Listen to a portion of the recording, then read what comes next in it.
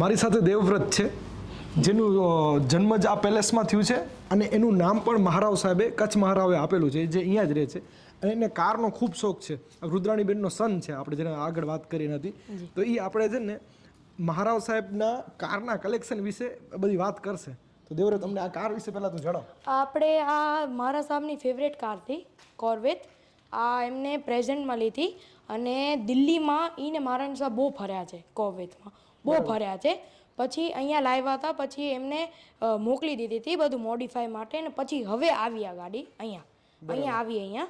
પછી હવે મારાની સાહેબે આને એક શોપીસની તરીકેથી રાખ્યું છે કે બધા જોશે એમની પછી જ્યારે જે ટુરિસ્ટ માટે કરશે તો એની માટે આ કોર્વેટ જોવા માટે રાખ્યું છે શોપીસ. ફર્સ્ટ કાર આવી છે ઇન્ડિયામાં, આ અહીંયા જ આવી ભુજમાં.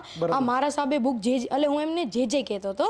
એટલે પહેલાંથી મારા નાના હતા ને એમની સાથે હું આવતો હતો તો એ કહેતા હતા કે ખમા કર જે કર. તો એમ કરી મારું એમને ઉપર મેં નામ રાખી દીધું કે જે. તો એમે પહેલી કાર આ બુક કરાવી હતી, પણ એમની ડેથ થઈ ગઈ પછી કાર આવી અહીંયા. તો એ જોઈ ના શકે, એમને બહુ મન હતો જોવાનો, પણ આ પહેલી ઇલેક્ટ્રિક કાર આવી. ને આપણે જોયું હશે અહીંયા મંદિરમાં પૂજામાં બાસા પધારે છે તો લઈ પધારે છે. આપણે છે ને આ વિલીજ જીપ છે, 1963નો મોડલ છે આ વિલીજ જીપ.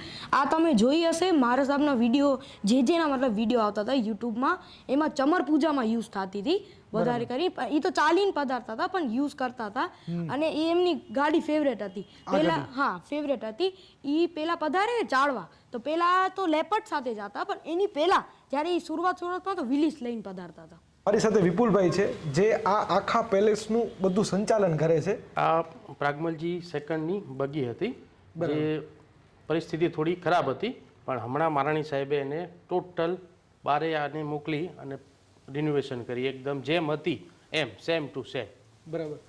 એટલે આમાં આગળ જે ચાલક છે અહીંયા બેસે, હા, અને આ બાજુ અંદર, હા, એટલે આ વર્કિંગ કન્ડિશનમાં છે અત્યારે વર્કિંગ કન્ડિશન કમ્પ્લીટ.